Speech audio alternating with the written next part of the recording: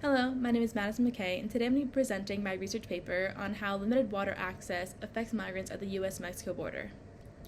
Next slide. So to begin with a little introduction, I'm going to review how there's a humanitarian crisis at the US-Mexico border where immigrants are struggling to survive and find refuge in the United States, especially during the COVID-19 pandemic where there are policies in place that prevent migrants from waiting in the United States. They've made makeshift camps outside the United States on the border where there is a lack of access to consistent, clean, accessible water. So there are three things that my paper goes over that affect this lack of water. First is the border camps that migrants are living in because they're unable to wait in the United States. There are a lot of poor conditions there. It's very overpopulated, so people have to share a lot of resources in small, cramped spaces, and there's not enough water to go for every person to have the recommended daily amount per the CDC. The arid desert journey that they go on to get to the migrant camps, there's a lot of struggling there with water because of dehydration. It is a long journey in the desert, and there's no help throughout the way to stay hydrated. Finally, the COVID-19 pandemic. This has caused an increase in the need for water. It has also affected where migrants have to stay outside the United States. And as there's increased need for water for sanitation purposes, this has led to even more scarcity of water. So my overall research question for my case study is, how has the lack of clean, potable water affected and worsened the lives of the migrants at the US-Mexico border? Let's move on to the policies that have created and furthered this issue at the border. So for the first one I want to discuss is the Migrant Protection Protocols, or MPP, also known as the Remain in Mexico policy from the Trump administration. This basically is defined as individuals trying to enter the United States through Mexico illegally may be returned to Mexico to wait outside of the U.S. during their immigration proceedings.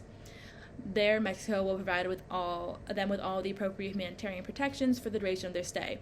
How it works is asylum seekers are given a notice to appear date for their immigration court hearing. In the past, they would be given this date and be let off into the United States. And so the initial goal of the MPP was basically to prevent people from entering the country and then, going out and missing their hearings and trying to stay illegally in the United States. But however, now it has just been kind of used to absolve the United States of responsibility for the migrants and kind of an easy way to push people back in to stay in Mexico and kind of not have to be responsible for their well-being, for their access to water as they wait for their asylum hearing and they go through the immigration process, which is a very lengthy process. So next I want to talk about the Title 42 protocol, and that was enacted. It's a part of the 1944 Public Health Services Law clause. It's a clause in that, and basically says that it allows the government to prevent the introduction of individuals during certain public health emergencies, such as COVID-19, where it's being used now. It was invoked in March 2020 from Trump, and Biden administration continued this policy. And it expulses migrants to stay in Mexico when they're seeking asylum, on the premise that they are a threat to the health threat to the United States because of the COVID-19 pandemic. People might be having the virus when they enter. Moving on, I'm going to discuss a little bit of what it's like at the border and where water comes into all of this. So first, Customs and Border Patrol have had an impact on the lack of water for migrants. Between March 2012 to December 2015, before COVID, there was a lot of vandalizing of the water that was left throughout the desert for migrants and also at the border. On top of the vandalizing of water, migrants are also facing sexual abuse, denied medical attention, there's experiencing physical violence, and having a lack of food from the CBP officers. So here's just a quick video of an example of the sabotage that the migrants are experiencing.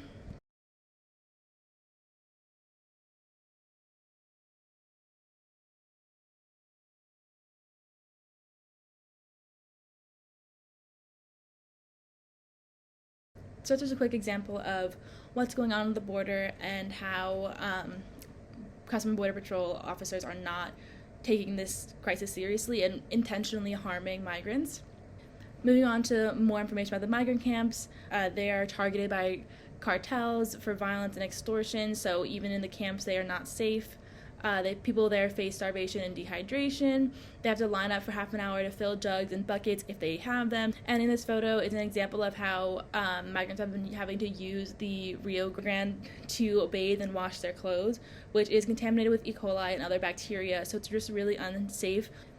This is a powerful image that I found of underneath the Del Rio Bridge in on the Texas-Mexico border. It's from September of this year. During the Trump administration, the migrant protection protocols returned over 60,000 asylum seekers to Mexico. Under this bridge, there are 14,000 people when the migrant protection protocols were first implemented in 2019.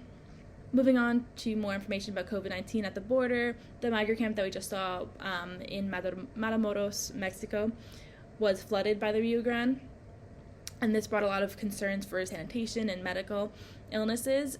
It brought waterborne illnesses, vector-borne illnesses, eye and skin infections, gastrointestinal illnesses, and also just snakes and rats. And this picture to the right is from this camp. And as you can see, it's very muddy and just looks relatively unsanitary and uncomfortable to be living in. Finally, I'm going to discuss a little bit more information about the journey before people get to these migrant camps. This crisis of lack of access to water has worsened since the 1990s, in part due to the increase in migrants traveling to the border, and also because there's just been a shift of perception of migration and how people act towards them. And this is due to different policy changes, terrorist attacks, and just in general a negative political rhetoric around migration. Thousands of people have died of dehydration in the desert because of the arid climate, and it's a very long, arduous journey. When people aren't necessarily coming from Mexico, they're coming from Guatemala, from El Salvador, and having to go through this whole journey to the United States. One man, Steven Saltonstall, who was a longtime volunteer at the border, found that in the 1990s, every year they found about 15 bodies in the desert, where even just in 2002 it jumped to 160 bodies a year. Finally, I'll discuss the conclusion. It is evident that the COVID-19 pandemic has heightened the issue of inaccess to water at the U.S.-Mexico border, as migrants struggle to find sufficient water sources at the border and throughout their journey, and specifically during the COVID-19 pandemic, where it's more necessary and is less accessible. So people seeking asylum who are escaping persecution, torture, economic hardship, gangs, they're going to continue to come. And pushing people into these camps to wait is not really an option that can continue, and the people immigrating to the United States is not going to stop. So the government has to step up in order to address this issue, address the humanitarian crisis, improve the conditions at the border and in these camps, and then further also develop the immigration system so the process is quicker and safer, so people are waiting for less time, are less likely to disappear, and will just basically get the process moved faster so that less people die. So some ways in which we can improve the border crisis and the migrant camps is by the U.S. working with Mexico to provide migrants with food, water, and shelter as they wait, and just kind of having more focus on making these camps safer and cleaner. They can develop better camps within the country for migrants, so maybe allowing migrants inside of camps, but not allowing them to leave camps, so maybe making them a little bit safer, cleaner, more sustainable, so that while they wait, they can wait for more time, and because they're on U.S. soil, the U.S. has to take more responsibility for them. Also needs to be a focus on water, sanitation, and hygiene, especially during COVID-19, to lessen the spread of the virus. The MPP and Title 42 policy should be undone. And also, I think a really important thing is providing asylum seekers at camps, whether it be in Mexico or in the United States, COVID vaccinations, so that this can further minimize the health threat and the spread of COVID-19 for their sake and for the health security of the United States. Continuing with more on how to improve the humanitarian crisis here, I think that dehydration is really difficult to solve for the journey, not necessarily for the border. Of course, there's more water provided. What we can do is have stricter policies for the Customs and Border Patrol agents, and making sure that they're not destroying the water that is there for migrants as they're going through their journey. There also needs to be a shift in the narrative of migrants, away from the kind of dangerous, violent gang members narrative that we see pushed a lot in the United States, so that way people are more willing to help, more willing to listen and assist this kind of issue. for the immigration system. With more funding and more foundation and structure, we can make the process of asylum quicker and safer. One of the ways we're doing that is by increasing immigration judges to assist with the process. Finally, for the future policy focus, just for how they go about improving the camps and other policies, we should keep the focus on the safety of migrants in camps and the access to water. Even if they're not entering the United States, they still deserve to be safe and to have that basic right of enough water and food and shelter as they wait. Thank you.